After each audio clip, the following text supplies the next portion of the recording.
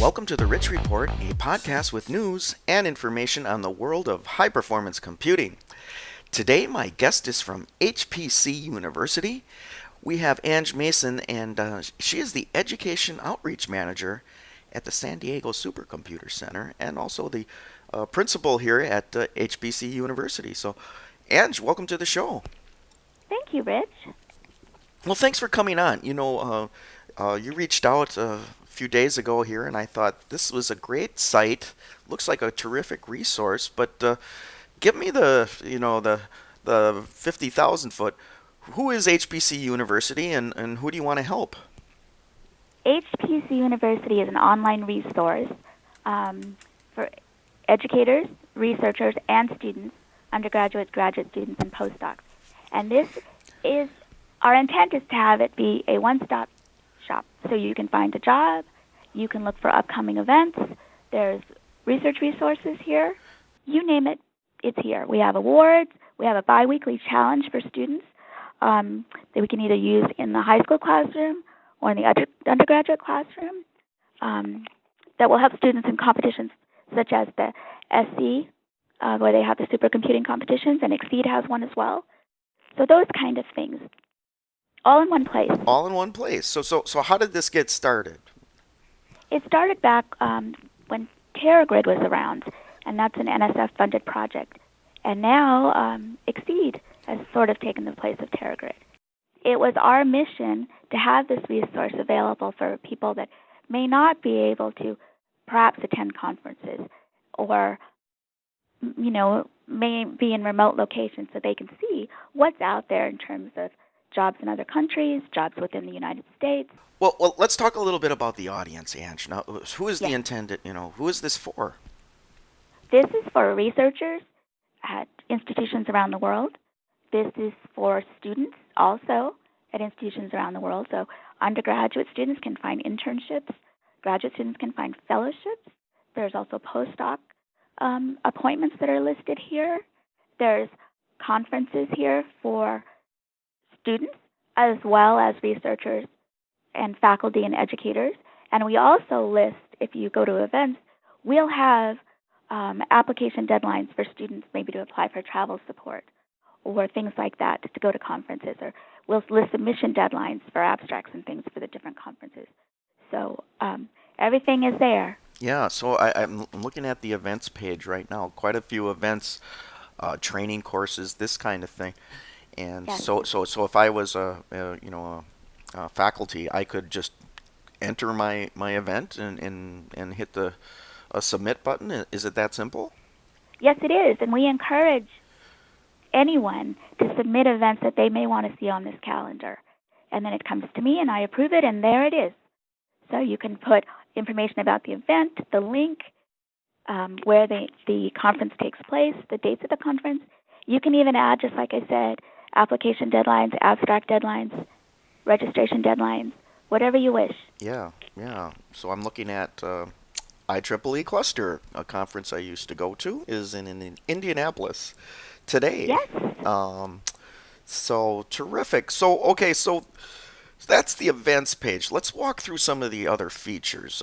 What's this careers about here? What do we got going? Well, here we have current job listings. And I want folks to know that these aren't going to be jobs that have been sitting there for 3 years. These are current.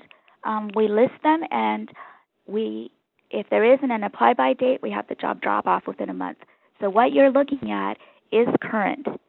And we hope soon to have them categorized so you don't have to go through this big list. But here are opportunities for research scientists, system administrators, postdocs, and the positions are around the world. So we don't just list positions in the United States. They're all over. And then what you will soon see under this careers feature, there will be educator opportunities listed in this subbar, internships, and graduate fellowships. And those will also be categorized so that you can just click and you'll be able to see the educator opportunities right there. Yeah, that looks like a great resource. I mean, I guess how would you find this otherwise? Would you have to go to Google or You monster.com or something? Exactly. You would have to go to many, many sites to Yeah. get all of this information in one place. Okay. Well, great. Okay, so that's the careers page. What's this educators tab? What's going on here? So for the educators tab, we have awards here. So there would be educator-specific awards, such as ones given out at SC or other conferences.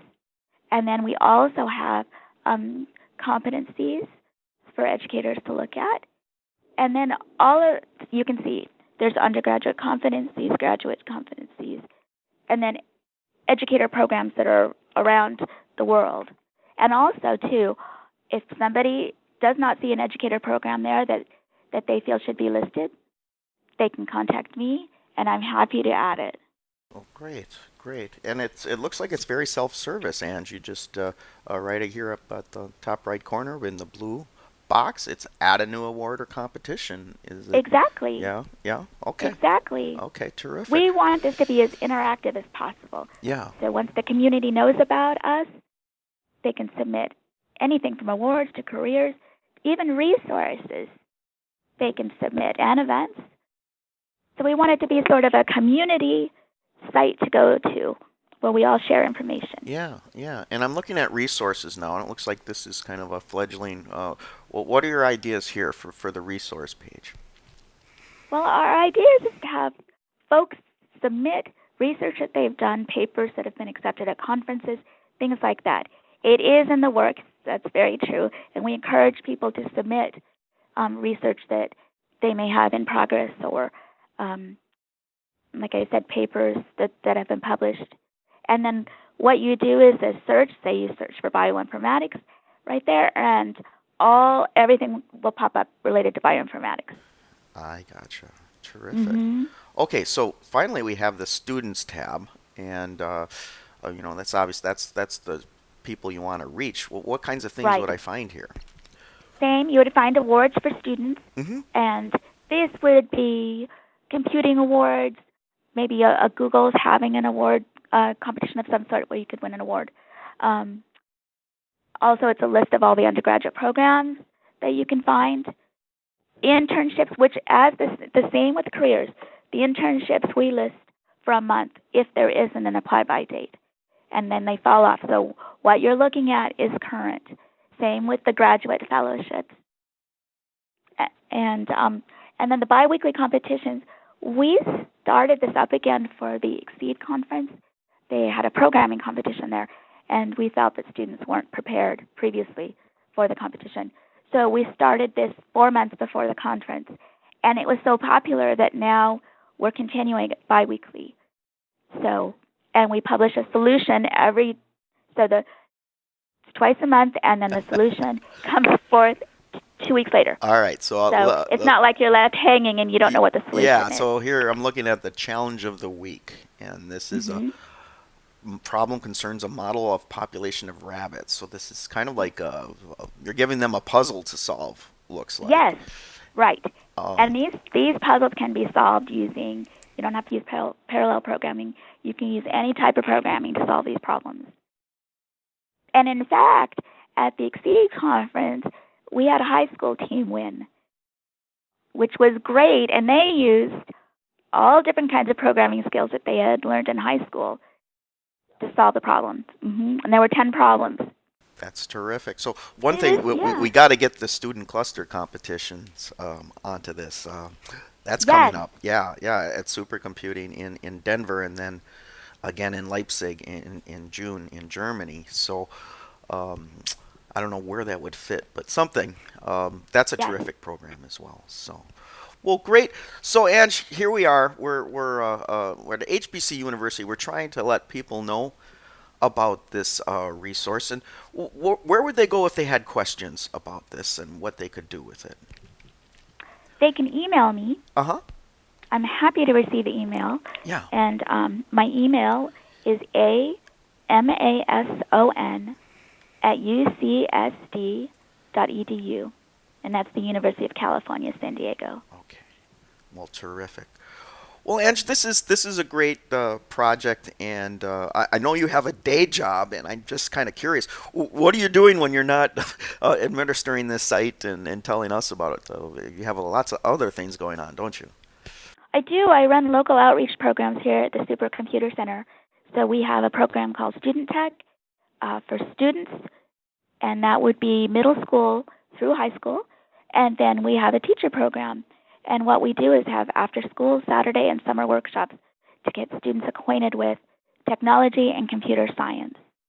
Well, terrific. This is a very important mission. I got to commend you on what you're doing because Thank you. all of us HPC old codgers we're getting gray, and we need a new set of young, bright people to come in and start working in this space. And I think what you're doing is terrific. So Thank you very much, Rich. you bet. Okay, Ange. Well, hey, thanks for coming on the show today. Thank you very much for having me. Oh, it's been my pleasure. Okay, folks, that's it for the Rich Report. Stay tuned for more news and information on high performance computing.